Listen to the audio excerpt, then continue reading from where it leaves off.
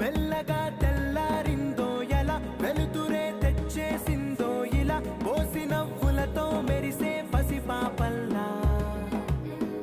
చేదతో బావులలో గలగల చెరువులో బాతుల ఈతల కళ చేదుగా ఉన్న వేపను నమిలే వేళ